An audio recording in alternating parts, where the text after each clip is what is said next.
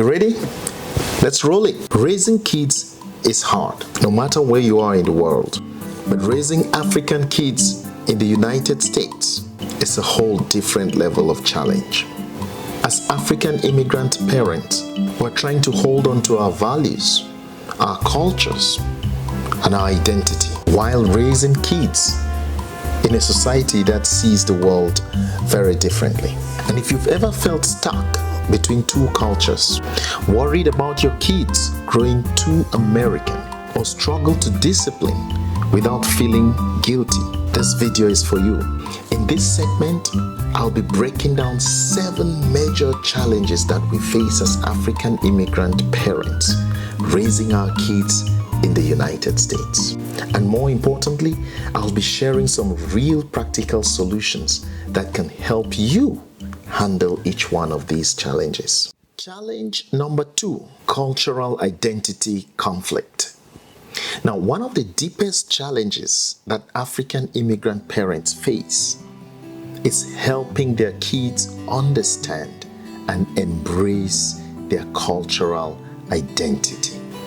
And let's be honest, many of our kids grow up in this country feeling like they don't fully belong anywhere. At home, they're expected to act African. At school, and sometimes with their friends, they're just trying to fit in, to belong, to be accepted, to blend in. And that means sometimes hiding part of who they truly are. They feel too African for America, and they feel too American for Africa. And that creates confusion.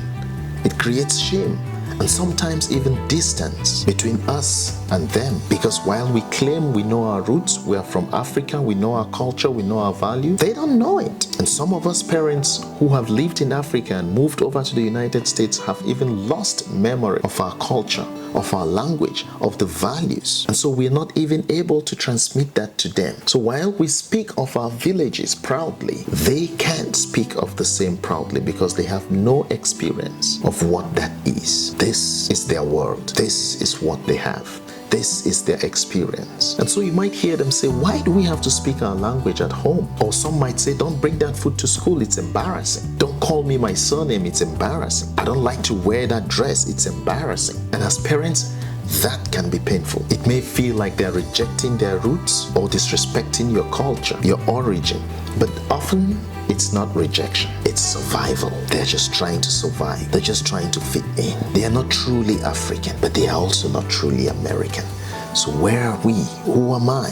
When they're out there in school with their friends, they are seen as African. When they come home to you, you say they are too American. They're just trying to fit in.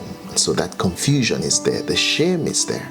Who are they? It's just survival. They are not rejecting your culture. They are not rejecting their roots. They are not disrespectful to your culture. They're just trying to survive. They're just navigating a world where being different is not always safe. And of course, it's not celebrated. And so they're trying to survive in that kind of world. We have to understand their situation. We have to understand and acknowledge their experience. Now, here is something we don't talk about enough. Many of us African immigrants join cultural associations or national unions to keep our traditions and our cultures alive. You find people from the same tribe or from the same country coming together in a particular day just to celebrate their culture, to celebrate their tradition, to keep that alive in this place that is far away from home. We organize meetings. We wear our traditional clothes. Sometimes we dance. We cook our traditional dishes. And we even speak our traditional language with our peers, with other parents who still remember. But here is the truth. Far too often, we leave our kids out. They're either left to play in the basement or they're sent to play upstairs as parents discuss business. Business? Seriously? About monthly dues? About who has not paid registration? About what project are we carrying out? About where are we celebrating the end of year party? Those are the kind of businesses we're discussing in associational meetings that are meant to keep our traditions alive and that are meant to keep us remembering our cultures. But when time comes for us in these meetings, we send those children either upstairs to watch TV or to send them downstairs to play games or stay with their gadgets as we discuss business indeed. And sadly, most of these meetings don't even include any cultural exhibition in their agenda. And most of them don't have youth activities to keep our kids engaged. And guess what? Our kids grow up around our culture, but they are never included in it. And so they see our culture from a distance. We have to engage them. We have to include them. We have to be with them in these meetings. We must rethink the goal of these cultural associations, of these national unions, of these national gatherings. And we must engage everybody who hail from our roots and put them at the center of our cultural heritage. So how do we fix this? First, let's make culture something they experience, not just something they are being told of, not just something they are being told to respect, but something that they live, they experience. When you're about to cook that traditional dish, cook that food together with them. Let them participate in the cooking. Let them bring the water, the spices. Show them how it's mixed. Teach them your language. You have to teach them your language. The one thing I'll advise, be patient. Do not expect them to take it up in one moment. Every little step you make every single day counts. Share stories about your own childhood.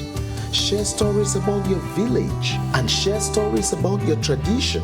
Like the origin of every African tribe has a myth to it. Make sure your children get the story. Share that story with them. Share the myth with them. Share your tradition. It's only you who can do that. Nobody is coming to save your kids from that.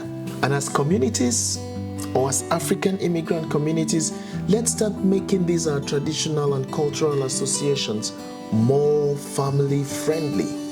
We have to make them more family friendly, where parents are included, children are included, and they have to participate actively in all the activities of our cultural associations. Plan events with cultural exhibitions, cultural performances, dance, kids games, or even small language sessions. Every little thing we do, let us intentionally add something to it of our culture, of our tradition, that bring our kids closer to the bigger picture.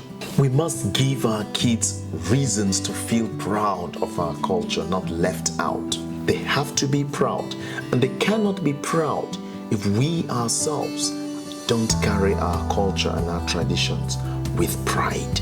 We must be examples.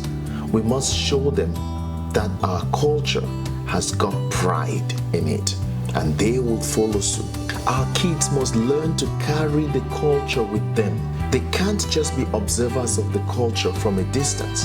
We must help them carry our culture with them wherever they go, to church, to school, to community events. Wherever they go, they must be carriers of culture, not just observers of culture. So we must include them, because if we don't involve our kids, then we are standing a very big risk of losing the very thing we want to preserve. There are no two ways out. Nobody is going to teach them this in schools.